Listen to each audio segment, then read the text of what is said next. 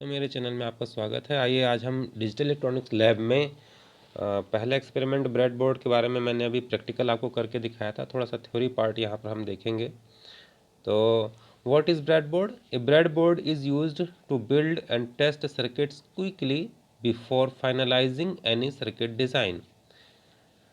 The breadboard has many holes into which circuit components like ICs and registers can be inserted. तो breadboard होता क्या है? Breadboard में छोटे छोटे होल होते हैं जिसमें कि हम सर्किट कंपोनेंट्स को, आईसी को या रजिस्टर्स को या कनेक्टिंग वायर्स को क्लिप कर सकते हैं। उसके अंदर क्लिप लगे होते हैं ब्रेडबोर्ड के अंदर, और ये हमें सर्किट को, जो हमने सर्किट डिज़ाइन किया है उसको टेस्ट करने के काम आता है। तो वहाँ हम ब्रेडबोर्ड के ऊपर अपना सर्किट डिज़ाइन कर लेते हैं, बनाते हैं, बिल्ड करते हैं और फिर उसको टेस्ट कर लेते हैं, और इस प्रकार से तब फिर हम फाइनल इम्प्लीमेंटेशन करते हैं पीसीबी में। तो पीसीबी में करने से पहले आपको ब्रेडबोर्ड के थ्रू सर्किट की टेस्टिंग करना आसान रहता है। तो आइए देखते हैं ब्रेडबोर्ड कैसा दिखाई देता है। देखिए यहाँ पर ये ब्रेडबोर्ड है। तो यहाँ पर वर्टिकल कॉलम में आप देख रहे हैं ए बी सी डी ई और फिर उसके बाद एफ जी एच आई जे। तो 5 कॉलम इधर बने हुए हैं वर्टिकल वाले, और इधर नीचे 5 कॉलम दिए हुए हैं। ये कॉलम वाइज ए से ई तक के शॉर्ट होते हैं। इसी प्रकार से एफ से जे तक के शॉर्ट होते हैं। शॉर्ट का मतलब आपस में कनेक्टेड होते हैं ये, ठीक है। तो हर एक कॉलम इंडिविजुअल कनेक्टेड रहता है। तो कॉलम की संख्या अगर आप देखें तो 0 से स्टार्ट होकर के 60 तक गई हुई है। ये 60 कॉलम यहाँ पर हमें मिलते हैं, यहाँ पर आप देख सकते हैं, ठीक है। तो ये वर्टिकली कनेक्टेड, बीच वाले पार्ट जो होता है वर्टिकली कनेक्टेड होता है। उसके बाद जो ऊपर की लाइन आप देखिए प्लस और माइनस रेड और ब्लू कलर में देख रहे हैं, ये पावर लाइन कहलाती है। अब यहाँ आप ध्यान से देखें तो पावर लाइन में जो है 1 2 3 4 5, ये 5 सेट का एक है, और दूसरा 5 का सेट एक है इधर की साइड में। यहाँ 30 से 60 के बीच में आप देख रहे हैं ना, ऊपर ऊपर अगर हॉरिजॉन्टल लाइन देखें पावर लाइन प्लस और माइनस वाली रेड और ब्लू, तो यहाँ पर आपको 2 रोज नज़र आ रही हैं, 2 रो। तो 2 जो ये रो हैं, इन रो में ये आपस में कनेक्टेड होती हैं रो। यानी कि अगर मैं आपको बताऊं तो देखिए यहाँ पर ये जो रो आपको दिख रही है ये वाली, है ना, ये प्लस वाली साइन की, तो ये रो यहाँ से और यहाँ तक की ये कनेक्टिविटी होती है, आपस में इतने कनेक्टेड होते हैं, और इधर आपस में इतने कनेक्टेड होते हैं। कैसे कनेक्टेड होते हैं? ये इस प्रकार से आपस में ये आपस में ये शॉर्ट होते हैं। तो मतलब ये पूरे, ये यहाँ तक पूरा लास्ट तक यहाँ तक जुड़े होते हैं, ठीक है। इसी प्रकार से ये आपस में यहाँ तक जुड़े होते हैं, ठीक है। और दूसरा हॉरिजॉन्टल ये जो माइनस वाली है, ये आपस में इस तरह से जुड़ी होती है, ये लाइन यहाँ तक। इसी प्रकार से इधर आपस में जुड़ी होती है, ठीक है। तो ये 5 के जो सेट हैं ये आपस में शॉर्टेड होते हैं। तो ब्रेडबोर्ड इस प्रकार से हमें यूज़ करना है कि भाई ऊपर के प्लस और माइनस जो है वहाँ पर हम पावर सप्लाई लगा देते हैं, पॉजिटिव प्लस से लगा देंगे और नेगेटिव जो ग्राउंड वाले टर्मिनल है वो माइनस से लगा देंगे, ठीक है। और जो भी हमें सर्किट जोड़ना है उस सर्किट को हम इन यहाँ पर ये बीच में हम जो वर्टिकल कॉलम्स हैं A B C D E F G H I J यहाँ पर जोड़ते हैं। अब इसमें ध्यान यही रखना है कि ऊपर वाले पार्ट में सारी आईसी ऊपर वाले पार्ट में नहीं लगा देनी, मतलब ए से ई में ही नहीं सारी आईसी चिपका देनी है, क्योंकि वो तो आपस में शॉर्ट होते हैं। तो हमें आईसी जब हमें लगाना है तो एक लेग तो ई में लगाएंगे, जो एक सीरीज होगी एक साइड की, और दूसरी साइड की जो आईसी के हमारे पास जो लेग्स होंगी वो एफ लाइन में लगाएंगे। तो ऊपर वाली लेग तो ई लाइन में, और फिर नीचे वाली जो लेग्स होंगी आईसी की वो ई लाइन एफ लाइन में लगाएंगे, ठीक है। तो इस प्रकार से आईसी लगाते हैं। बाकी रेजिस्टेंस वगैरह भी ऐसे ही ध्यान रखना है आपको कि ऐसा नहीं करना है कि एक ही column A B C D E, इसी कॉलम में पता चला आपने एक ही कॉलम में रेजिस्टेंस का एक पार्ट एक लगा दिया साइड और रेजिस्टेंस की दूसरी साइड भी इसी में लगा दी, तो ये गलत तरीका होता है, क्योंकि वो शॉर्ट हो जाएगा, फिर रेजिस्टेंस की कोई वैल्यू नहीं रह जाएगी। तो आपको ये ध्यान रखना है।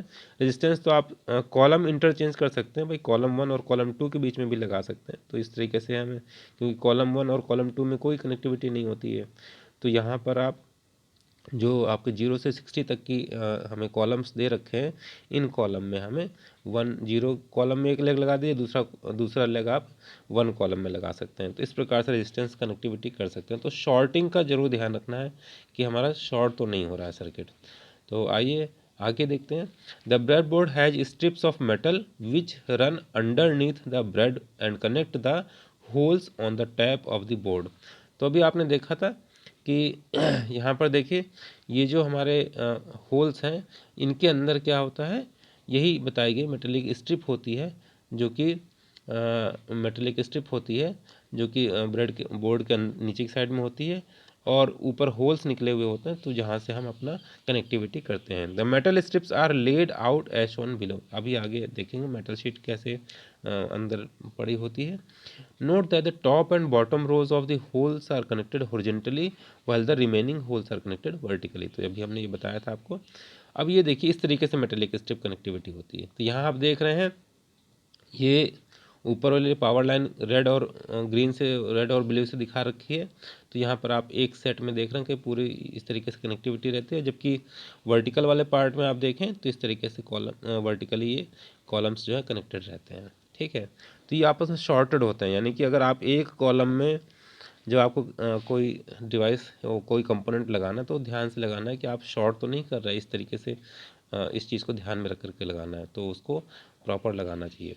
To use breadboard the legs of the components are placed in the holes, each set of holes connected by the metal strips underneath form से नोड। तो ये एक नोड फॉर्म करता है। A node is a point in a circuit where two components are connected. तो हमें भी पता, जब हम अभी नेटवर्क पढ़ा होगा आपने या और विषय पढ़े होंगे या बेसिक इलेक्ट्रिकल में देखा होगा, तो नोड वो पॉइंट होता है जहाँ पर हमें दो या दो से अधिक कंपोनेंट्स उस पॉइंट से निकल रहे हों। The connection between different components are formed by putting their legs in a common node. तो जब बहुत ज़्यादा कंपोनेंट होते हैं तो एक कॉमन नोड बन जाता है वहाँ पर, उससे कनेक्टिविटी करते हैं। The long top and bottom row of holes are usually used for power supply connections. तो जो ऊपर की आपने प्लस और माइनस साइन वाले के साथ देखा था रेड और ब्लू कलर में, तो वो आपकी एक स्ट्रिप ऊपर देखी थी और इसी प्रकार से एक स्ट्रिप नीचे देखी थी आपने, तो वो आपकी पावर लाइन होती है। The rest of the circuit is built by placing components and connecting them together with jumper wires. तो जंपर वायर्स के थ्रू कनेक्टिविटी करते हैं, जो आपने प्रैक्टिकल में मैंने करके दिखाया, तो प्रैक्टिकल वाला आप मेरा वीडियो रेफर कर सकते हैं। IC are placed in the middle of the board so that half of the legs are on one side and other half on the other side। तो इस प्रकार से एक complete circuit might look like this. अब हम जब bread board में circuit जोड़ते हैं तो देखिए इस प्रकार से जोड़ना चाहिए। अभी हम एक्सपेरिमेंट जब जनरल एक्सपेरिमेंट करते हैं तो हमारे ये वायर्स उड़े हुए दिखाई देते हैं, ऊपर को उड़ रहे होते हैं। अभी मेरे वीडियोस में भी बच्चों ने किया या हमने किया एक्सपेरिमेंट, तो उसमें इस तरह से फिक्सिंग नहीं करी है। लेकिन जब हम कोई बड़ा सर्किट बनाते हैं और उसको हम टेस्ट करना चाहते हैं तो हमें सर्किट इस प्रकार से वायर्स को इस तरीके से सेट करना चाहिए। तो यहाँ आप देख रहे हैं आईसी लगी हुई है, इधर वायरिंग लगी हुई है, तो सभी वायरिंग इस तरीके से बिल्कुल डिज़ाइन कर रखें ताकि ये हैज़र्ड ना हो, और सभी कनेक्टिविटी टाइट होनी चाहिए। लूज़ कनेक्टिविटी से आपको हमेशा प्रॉब्लम रहेगी, सर्किट कभी आप सही से टेस्ट नहीं कर पाएंगे। तो यहाँ देखिए ऊपर पावर लाइन लगा रखी है, तो यहाँ पर पावर भी लगे हुए हैं। ठीक है, इधर नीचे कनेक्टिविटी दे रखी ग्राउंड से, तो और पावर की भी कनेक्टिविटी दे रखी है। तो इस प्रकार से हमें सर्किट डिज़ाइन करना होता है।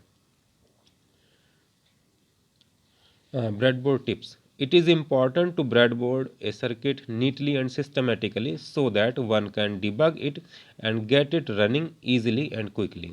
तो यही चीज़ है कि ब्रेडबोर्ड में सर्किट जो है साफ़ सुथरा बना होना चाहिए। ऐसा नहीं कि वायर हवा में उड़ रहे हो, तो हमें उसको ब्रेडबोर्ड से चिपका करके ही इस तरीके से, मतलब सटाते हुए उससे रन करना चाहिए वायर्स को, जो जंपर वायर्स होते हैं।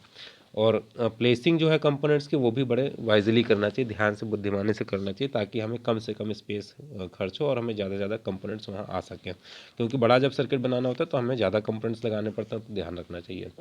It also helps when someone else needs to understand and inspect the circuit.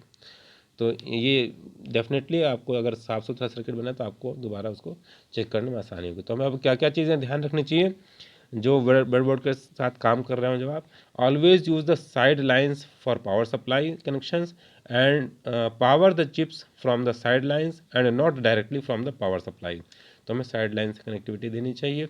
Use black wires for ground connection and red wires for power connection. तो अगर आपके पास कनेक्टर्स डिफरेंट कलर्स के हैं तो बहुत अच्छी बात है, आपको हमेशा ब्लैक वायर्स ग्राउंड से जोड़ना चाहिए और रेड वायर्स जो है वो पॉजिटिव साइड से जोड़ना चाहिए। Keep the jumper wires on the board flat so that the board does not look cluttered. यही चीज़ बात कही थी कि जंपर वायर्स जो है वो बोर्ड के साथ फ्लैट होना चाहिए, चिपके हुए होना चाहिए। Route jumper wires around the chips and not over the chips. तो चिप के ऊपर से नहीं लेके जाना चाहिए, हमें चिप के बाहर बाहर से निकालना चाहिए, चारों तरफ से घुमा दीजिए जंपर वायर्स को अगर आपको ज़्यादा लंबा ले जाना है। This makes changing the chips when needed easy. तो इससे क्या फ़ायदा होता है, हम अगर चिप चेंज करना चाह रहे हैं, मान लीजिए चिप खराब हो गई, दूसरी चिप यूज़ करना चाह रहे हैं, तो आप उसको आसानी से बदल सकते हैं। You could trim the legs of the components. अब हम इस कंपोनेंट्स की जो लेग है उसको भी हम छोटा कर सकते हैं, क्योंकि रेजिस्टेंसेस वगैरह में क्या होता है, कंपोनेंट्स के जो रेजिस्टेंस के जो लेग हैं वो काफ़ी लंबे होते हैं, तो जितनी हमारे रिक्वायर्ड साइज है उतने पे हम उसको काट देते हैं, तो काट करके अच्छे से लग जाएगा। इसी प्रकार से कैपेसिटर वगैरह करने तो आप कर सकते हैं। आईसी का तो इतना लंबा नहीं होता है। तो थैंक यू। आपको और कोई दिक्कत हो तो ज़रूर ज़रूर पूछिएगा, कमेंट्स करके बताइएगा। मेरे वीडियो को लाइक करें, शेयर करें और सब्सक्राइब करें चैनल को। Thank you.